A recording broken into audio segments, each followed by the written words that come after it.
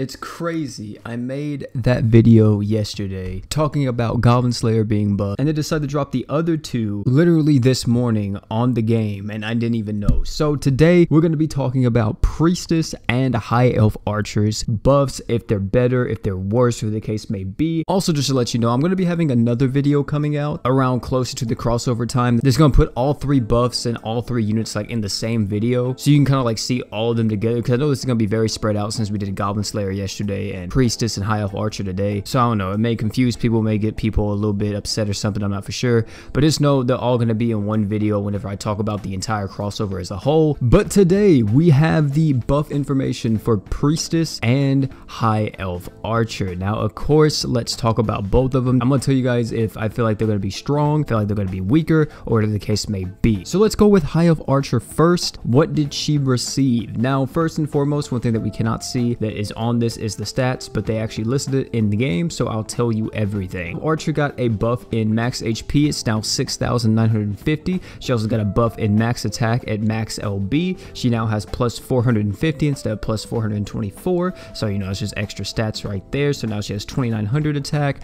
and her arts got upgraded to 20,000, and her true art got upgraded to 42,000, and the duration on it got increased to 20 seconds, and her ability High Elf now increases accuracy by 50%, and she got an upgrade on Fatal Blow. It's no longer level 6, now it's level 7, so she now does 70% more critical damage. Now before I go and give you guys my thoughts and everything on it, let's go ahead and cover Priestess's upgrades, and then we'll talk about both. Priestess, what does she receive? Her upgrade, she actually got an increase in her base max HP. It's now 6,500. It's up from 6,250. She got an increase in defense from 2,500 to 2,575. Her skill now heals all allies HP by 700 instead of 600, so 100 increase. She now increases all allies arc gauge by 30. I think before it was 25 or 20. And her true art now negates all damage for a total of 8,000. I think before this it was like 6,000 damage for everybody, or 7,000. And her ability Maiden of the Earth Mother now increases all allies max HP by 15%. Now as for both of them, they really didn't get too crazy of buffs. Granted, Priestess really didn't need a crazy buff. She was pretty good as is, as that one support that was able to give you a barrier and be able to be like a pseudo tank to an extent for you if you needed that. And High Elf Archer was always just a really good crit buffer.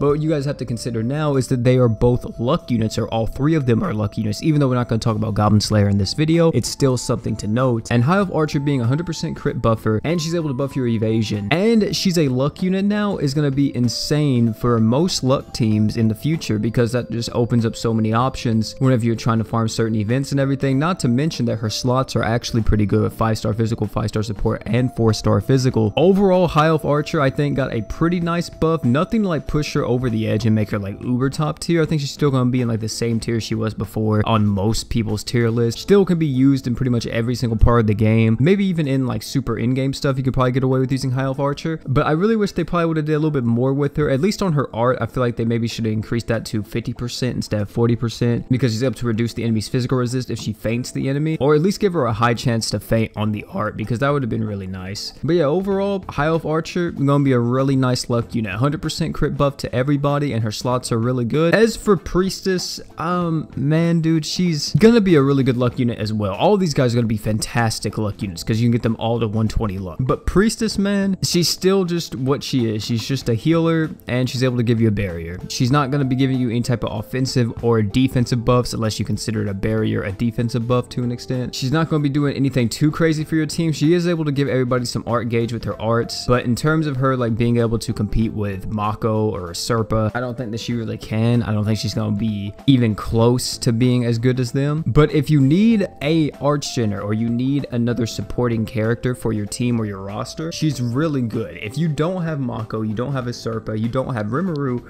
this girl is going to be really good for you, because Priestess is going to be able to give you a barrier, going to be able to give you art gauge, going to be able to blind the enemy with her normal art as well, so it has some synergy with some blind characters in the game like Ashe and stuff. So overall, I mean, she's very solid, but just in my opinion, just not my cup of tea. Even still now, like, still didn't do enough to really make me be like, oh my god, she's insane. She is really solid, but just not that great comparing her to Mako and Serpa. But of course, I've been spoiled and I have both of them, so it's kind of unfair for me to really go so hard on Priestess. I do want to say that I do recommend that you get every single one of these guys up to a max luck of 120 whenever the update comes out. through the event, because every single one of them is going to be insane. Goblin Slayer, Priestess, and High Elf Archer. As for their spot in the meta, I think that they're definitely going to get boosted up if they got knocked down on anybody's tier list. I think they're definitely going to go back up a little bit. As for if they are able to do stuff that they weren't able to do before, no, not necessarily. They're all going to still be pretty solid, pretty strong, but I think for a lot of people, these buffs aren't enough, especially if you didn't get them the first time. So I feel like a lot of people are just going to skip and not even summon on the banners. But guys, that's how I feel about High Elf Archer, Priestess, and Goblin Slayer. In the next few days, I'm going to be releasing a few videos talking about the entire crossover as a whole, and then possibly even ranking all 3 of the Goblin Slayer units from best to worst and telling you